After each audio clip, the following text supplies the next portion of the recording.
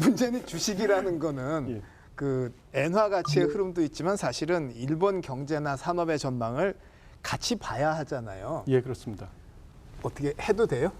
예, 그래서 그 전망 부분이 문제인데요. 제가 보기에는 결국은 엔저 현상이 끝나가지고 엔화에서 환차익을 일단 기대를 하려면요. 일본은행의 통화정책 기조가 완화적인 통화정책 기조가 바뀌어야 됩니다. 그런데 완화적인 통화정책 기조가 내년에도 바뀌기가 어렵다고 보는 것이 저의 전망입니다. 지금 일본의 뭐 37개 기관, 민간 기관에서 예측하는 올해의 물가 상승률은 2.31%지만요. 내년의 물가 상승률은 1.47%에 불과합니다. 그러고요. OECD에서 최근에 발표한 수정 경제 전망에 따라도요. 올해의 일본의 물가 상승률 전망은 2.0%지만요. 내년의 물가 상승률 전망은 1.7%에 불과합니다. 그러니까 미국, 일본의 경제 상황이 올해보다 내년에 안 좋아질 것이라고 민간 연구기관이랑 그다음에 국제기구에서도 예측을 하고 이것 때문에 일본 은행의 통화정책 기조 전환은 내년에도 쉽지 않을 것이다. 그러니까 엔저 현상이 내년에도 끝나지는 않을 것이다. 그래서 환차익을 2년 안에 기대하기는 쉽지 않다. 저는 이렇게 생각을 하고 있고요. 그다음에 주가 같은 경우도 일본의 경제 전망이 좋아야지만 평균적으로 일본의 주가가 올라가는 것이거든요.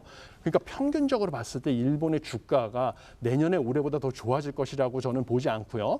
특정 업종만 지금 수혜를 봐서 지금 주가가 빠르게 상승하고 있는데 수혜를 보는 업종 같은 경우는 최근에 미중 갈등으로 인해서 반도체, 칩4 동맹 뭐 이런 것에서 중국이 공급망에서 배제가 되고 있지 않습니까? 그다음에 인플레 감축법으로 인해서 전기 자동차 배터리 업종에서 중국을 배제하려고 하고 있습니다.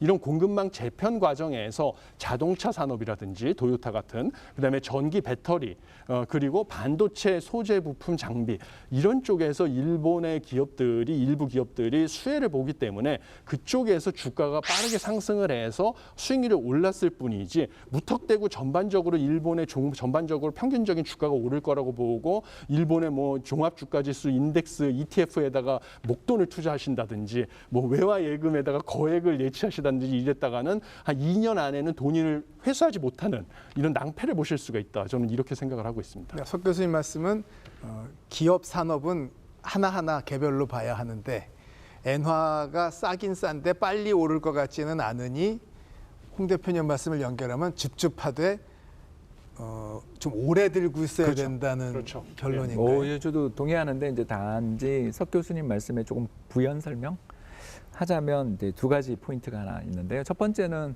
미국이 계속 금리 인상하겠느냐 이거에 대해서 이제 기대를 좀 하는 거죠, 다들. 지금 미국 소비자 물가 상승률 4%인데 최근에 나오고 있는 여러 이제 물가의 선행 지표들을 발표하는 기관들이 좀 있잖아요. 그래서 미국 내 연준들이 이제 물가의 선행 지표에 해당되는 여러 지표를 발표하는데 다들 한 4분기 가면 3% 또는 그 밑으로도 내려갈 수 있다라는 전망들이 나오고 있지 않습니까? 그러다 보니까 미 연준이 금리를 7월 안에 인상하겠다고 지금 막 이야기하고 있지만 시장의 참가자들이 느끼는 그 뭐랄까요, 이제 선물 시장이라는 곳이 있는데 미래에 거래될 상품을 미리 지금 여기서 밭대기하는 그런 시장이 있는데 거기서 보는 금리는 내년 이맘때 금리 인하를 보고 있거든요. 그러니까 지금보다 금리가 낮을 거라고 봐요. 그러면 이제 우리가 봤듯이 이 외환은 상대 가격이거든요. 네네. 그래서 N은 분명히 저도 제 생각에도 내년에도 제로 금리 할 것 같아요. 근데 미국 금리가 인하되기 시작하면 N 꼭 그렇게 팔아야 되냐 막 이런 생각을 가지는 사람이 좀 나올 수 있는 거죠.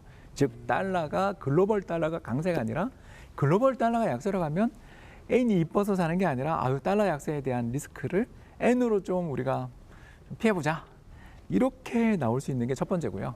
두 번째가 저는 더 중요하다고 보는데 이제 일본의 동경증권거래소라는 곳이 있습니다. TSE라고 부르는데요. 여기가 이제 정말 복지부동의 대명사였고 정말 문제가 많은 기관이었는데 이제 이 아베노믹스 10년 하고 아베 이제 죽었지만 아무튼 기시다 정부에서 나오고 있는 정책들이 뭐냐면 주당 순자산 가치가 1.0 이하인 기업들은 주가 부양을 해라라는 메시지들이 나오기 시작했어요.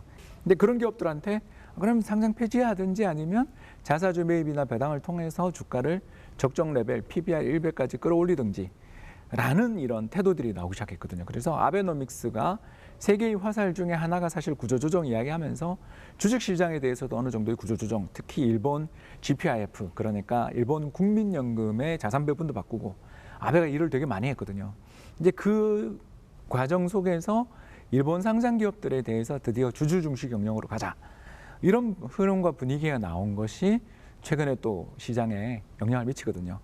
우리나라 시장에 투자를 하고 있는 입장에서 주가가 조금만 오르면 바로 증자해버리고 주가 빠지는 순간 뭐 자사주 매입이나 배당 이런 거는 기대해 볼 수 없는 그런 우리나라의 좀 후진적인 주식시장의 문화를 생각하고 있는 입장에서 글로벌 시장으로 우리 투자자들이 가야 되는 분위기라고 저는 생각하는데 그중에 일본은 그동안 쳐다도 보지 않았지만 이 두 가지 달러가 혹시로 약세로 가는 거 아니냐, 그리고 더 나가서 일본 주주 중시 경영이 적어도 우리보다는 나은 레벨이라면 저희가 더 안전한 거 아니냐라는 기대를 불러일으키는 면이 있기 때문에 저는 줍줍해도 괜찮지 않냐 생각합니다.